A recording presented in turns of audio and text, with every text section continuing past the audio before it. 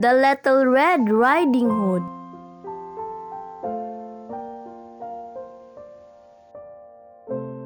Once upon a time, there lived a little girl called Little Red Riding Hood.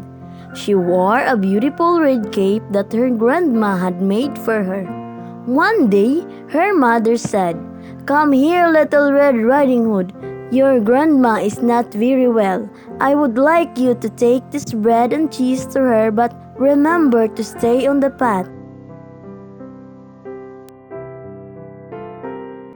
Little Red Riding Hood set off to her grandma's house. She lived on the other side of a forest.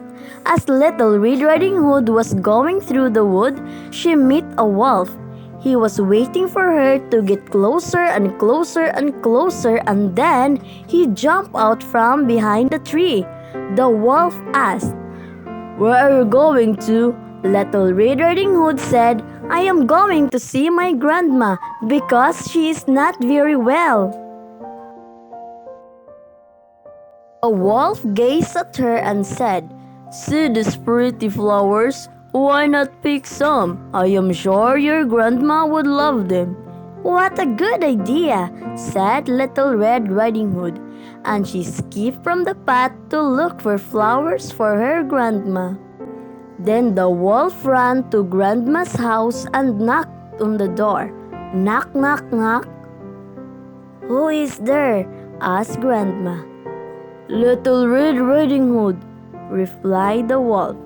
Grandma whispered, "Come in, I am too ill to come to the door." The wolf let himself in. Poor Granny did not have time to say another word. Before the greedy wolf gobbled her up, he put on her nightgown and nightcap. He jumped into Granny's bed and pulled the covers over his nose. Unaware of what happened, Little Red Riding Hood came joyfully to her granny's house and knocked on the door. Knock, knock. Behind the door, a hoarse voice answered, "Is it you, Little Red Riding Hood? Come in, come in." Now, Little Red Riding Hood realized that her granny may feel very ill, and feeling a little worried, stepped in the house. Little Red Riding Hood was very surprised when she saw her grandmother. Little Red Riding Hood was very surprised when she saw her grandmother. "Granny, what happened to you? Why have you got those large ears?" the girl asked, amazed. "All the better to hear you with," the wolf answered. "And why you have got those big eyes?" continued the Little Red Riding Hood. "To see you better," said the wolf. "And what about those big sharp teeth?" carried on Little Red Riding Hood. "All the better to eat you," bellowed the wolf, and with a jump and gulp he gobbled Little Red Riding Hood up. "Yummy," he said, patting his large tummy. But the wolf didn't know that a forest ranger was just passing by. He had listened to Little Red Riding Hood talking to the wolf.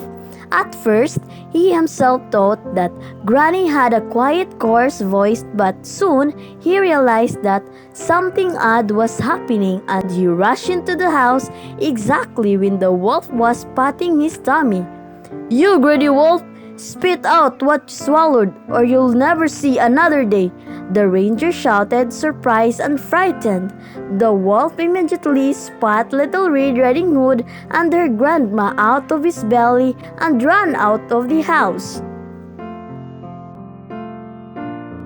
Little Red Riding Hood and her granny thanked the brave forest ranger for rescuing them. Granny even started feeling better after eating some of the lovely food Little Red Riding Hood brought. There was no end to their joy, and they lived happily ever after.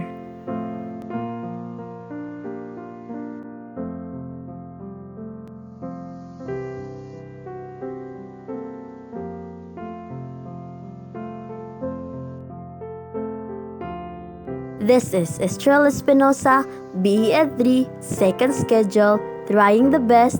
Thank you for watching.